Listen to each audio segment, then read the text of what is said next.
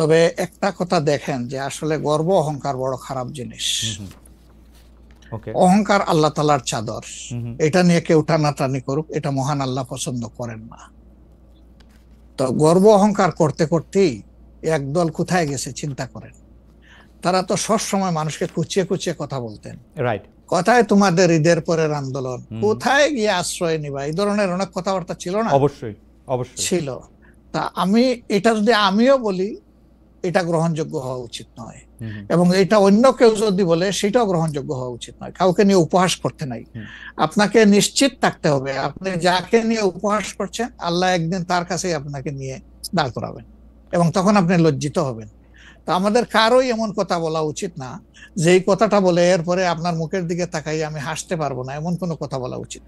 আহ, up- 10টা 42 বাজে, আমি কি একটা ছোট্ট প্রশ্ন আর করবো 2-1 মিনিটের মধ্যে এটা উত্তর দিতে প্লিজ পারবো? প্লিজ প্লিজ সেইটা হচ্ছে প্লিজ যে বলেন, এটাই আমাদের। ইলেকশনের আগে তো অনেক ধরনের কথাই আসে, কেউ কেউ একটা জরিপ করে, কেউ কেউ নিজস্ব। আপনারা কি নিজস্ব কোনো জরিপ করেছেন আপনাদের আসন বা আপনাদের পপুলার ভোট বা পপুলারিটির ব্যাপারে? কেউ কেউ বলছেন এবার আপনারা 91-এর বিএনপি যেমন আওয়ামী লীগকে কাঁদিয়ে ক্ষমতা পেয়ে গেছিল, এইবারও আপনাদের এরকম একটা হইতে পারে, এটা কি আপনার মনে হয় যে মানে মহান বিএনপি? আল্লাহ সবচেয়ে ভালো জানেন, তবে আমরা জরিপ করেছি এবং আরো করব।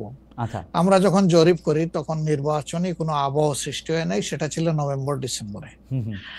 আর আমরা এখন নির্বাচনী আবহ কিছুটা এসেছে, সকল অ্যাক্টর এখন ময়দানে কম বেশি ভিজিবল হবেন। হুম। তারপরে ইনশাল্লাহ আমরা জরিপ করব, তখন বোঝা যাবে যে আগের মূল্যায়ন আর পরের মূল্যায়নের মাঝে তফাৎটা কতটুকু। আর যেটা বললেন যে কাউকে কাঁদ দিয়ে খাওয়ার ক্ষমতায় যাওয়া, আমরা ভাই আসলে ক্ষমতায় যাওয়ার বিষয়টা দেখি না। আমরা দেখি যে এটা একটা বিশাল দায়িত্বের বোঝা। আল্লাহ যদি কখনো সে কাজের জন্য আমাদেরকে কবুল করেন, তাহলে আমরা শাসক নয় ভাই, দোয়া করেন আমরা যেন মানুষের সেবক হতে পারি। কোনো অন্যায়, সেটা আমার দীর্ঘদিনের সম্পর্ক যদি কারো সাথে থেকে থাকে, আমি হুম যেন অন্যায়ের সঙ্গী না হই, কেউ যেন অন্যায়ের সঙ্গী না হয়।